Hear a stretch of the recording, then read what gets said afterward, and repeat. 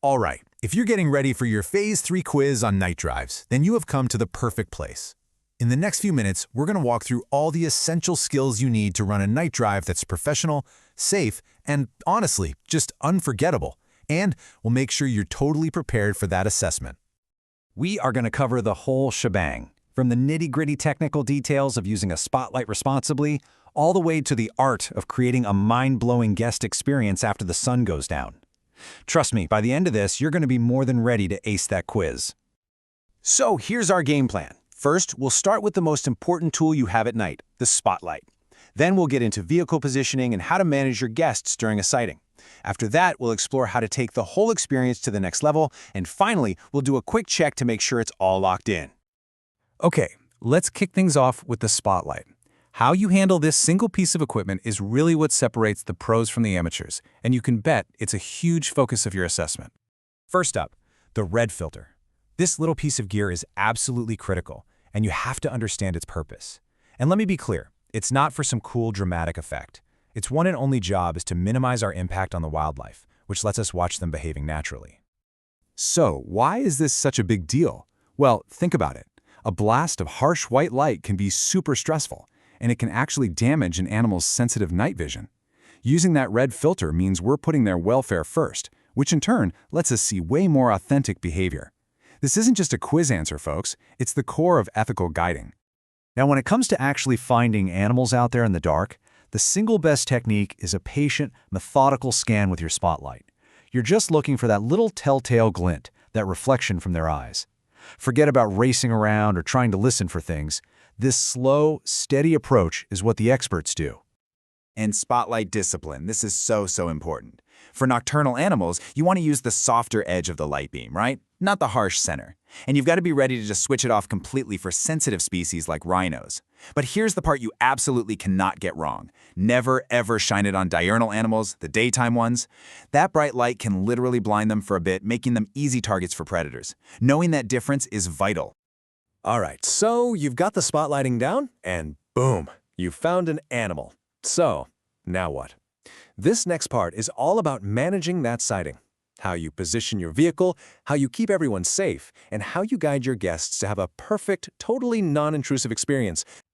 This 4-step process right here is your recipe for success. First, just stop. Take a breath and assess the animal's behavior. Is it relaxed? Good.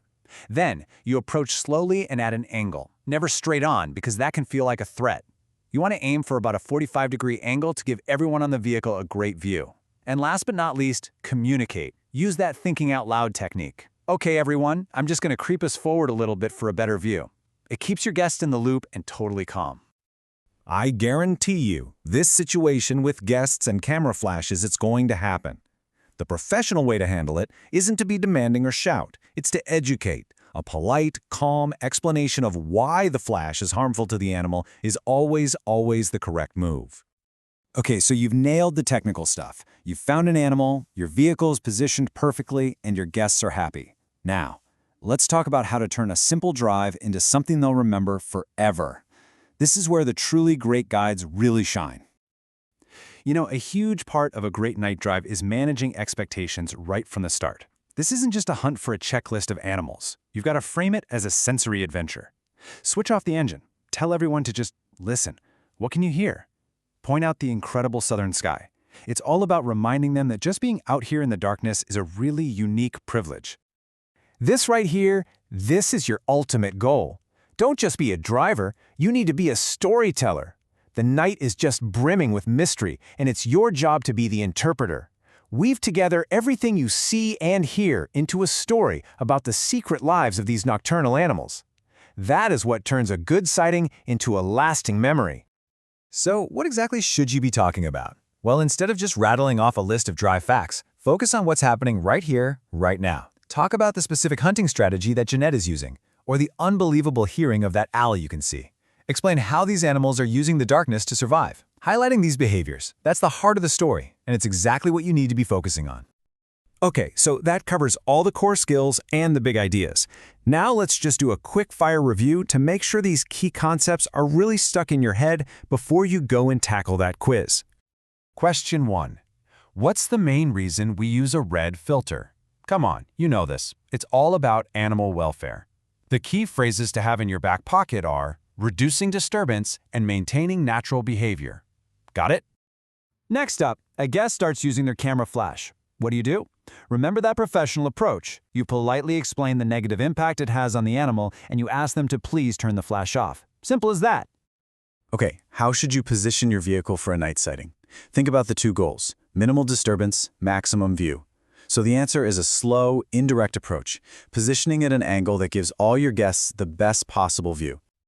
And finally, let's think bigger picture. What makes a night drive truly, truly memorable? It's about creating an atmosphere. It's the storytelling, engaging all the senses, the sounds, the smells of the bush, and just embracing that unique mystery of the wild after dark. If you can master that, you've mastered the night drive. Good luck with your quiz. You've got this.